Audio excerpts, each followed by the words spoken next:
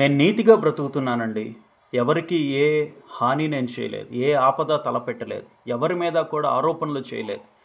నా జీవితం నీతిమంతంగా సాగుతూ ఉంది. కానీ ఎందుకు నాకే ఈ కష్టాలు అని చెప్పి చాలామంది భావిస్తూ ఉంటారు.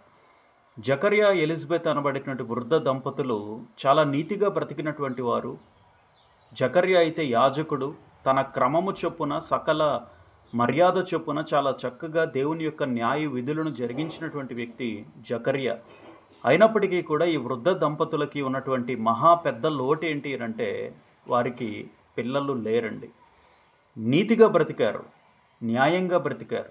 దేవుని యొక్క న్యాయ విధుల చొప్పున దేవుని యొక్క కట్టడలు ఆజ్ఞలు అనుసరించి జీవించారు. అయినప్పటికీ కూడా వారి జీవితంలో వారు అనుకున్నటువంటి భాగ్యాన్ని వారు పొందుకోలేకపోయారు.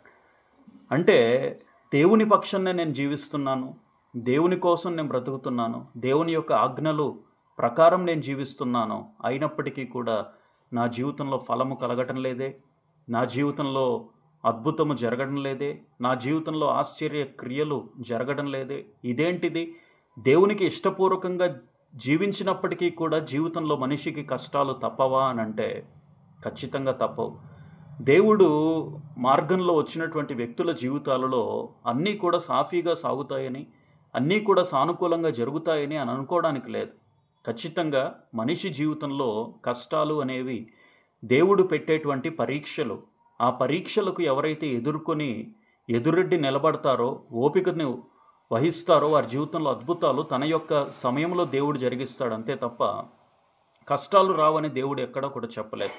జకర్యా, ఎలిజబెత్ వారి యొక్క జీవితంలో మనం గమనిస్తే వారు వృద్ధ దంపతులు అయినప్పటికీ కూడా ఓపికతో సహనంగా దేవుని యొక్క మార్గంలో ఆజ్ఞల చొప్పున నడుచుకుంటూ వెళ్ళారు. కాబట్టే దేవుని దూత ఒకరోజు ప్రత్యక్షమై జకర్యాకి, నీకు కుమారుణ్ణి అనుగ్రహించబోతున్నాను, ఆ కుమారునికి యోహాను అనబడి పేరు పెట్టుదువు అని చెప్పి ఒక గొప్ప వాగ్దానాన్ని జకర్యాకి దేవుడు అనుగ్రహించారు. నిజమే, మన జీవితంలో దేవుని ఆజ్ఞల చొప్పున మనం జీవిస్తూ ఉన్నప్పటికీ కూడా ఒకానొక రోజు వస్తుంది, ఖచ్చితంగా దేవుడు నీతోనే మాట్లాడతాడు.